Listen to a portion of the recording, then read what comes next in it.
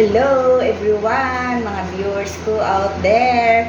Ngayon si Lola Lapachera magluluto ng sinigang na baboy ala Lola Lapachera. So let's go. Ito siya. Nagpainit ako ng tubig. Tapos ilagay natin ang sibuyas at ang kamatis. Tapos pakuluin natin yan for about a minute. Pag kumulo na, saka pa natin ilagay ang baboy. Okay, so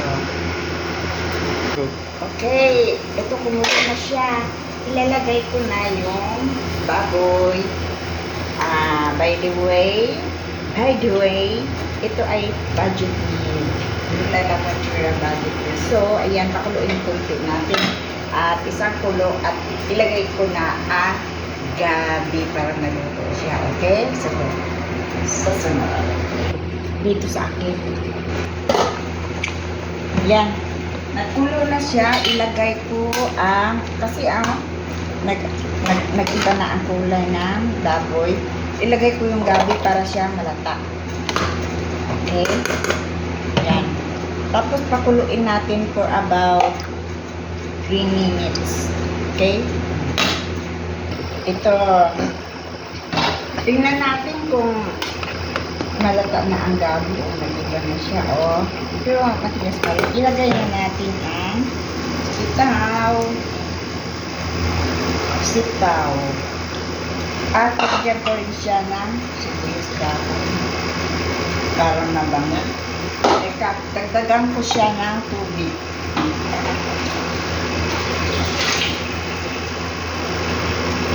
Kasi parang kunti lang ang tubig. Okay? Yan. Sige. Pakuluin natin for about 5 minutes. Okay. Tingnan natin kung luto na ang gabi. At maglagay ako ng konti. Durugin ko yung gabi. Yun ang style ko para malapot siya. Hindi pa yung iba. Ay, ito. Magkuha ako ng konti at aking durugin para siyang malapot. May huwag muna yan.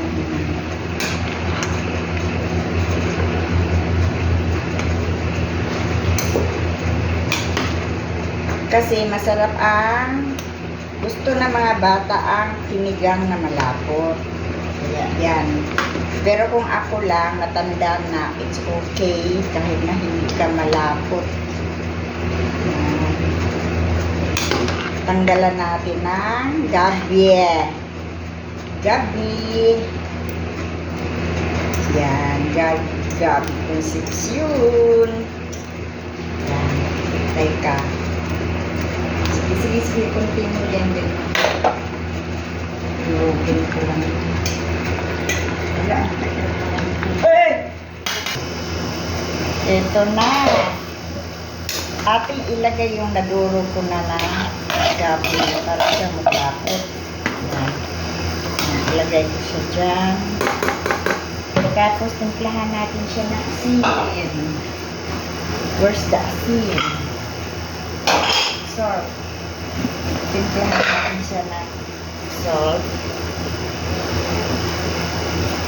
Okay. Takpan natin ulit for about 3 minutes. Okay.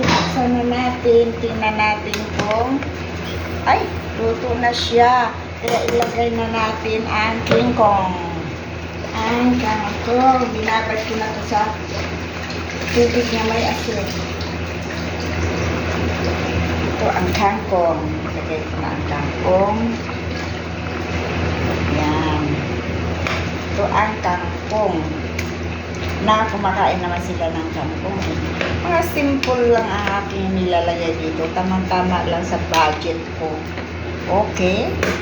So, takpan muna natin for about 1 minute. Ito na. Ito na ang aking sinigang quick cooking. Ito na. Lagyan natin siya ng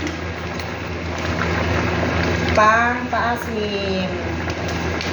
Tama lang yung isang ganyan.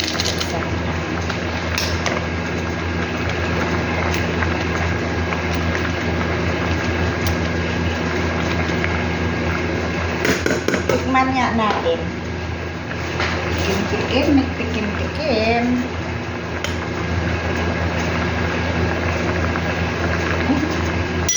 Maasim guys.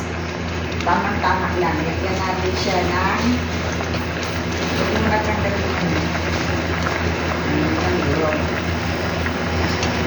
Lagyan natin siya ng pamintang dulo guys. Paminta, black pepper.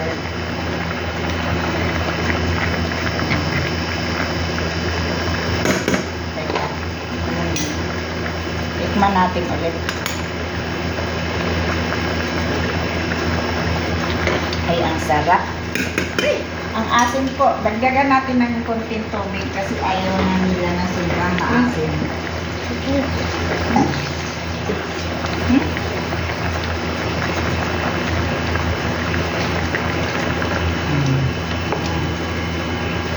Tapos, lagyan natin ng konting patis.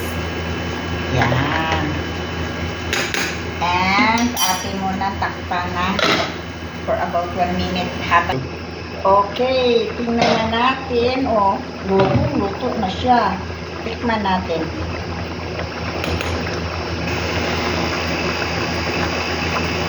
Ay, ang sarap guys. Kaya ito, tapos na ako magluto.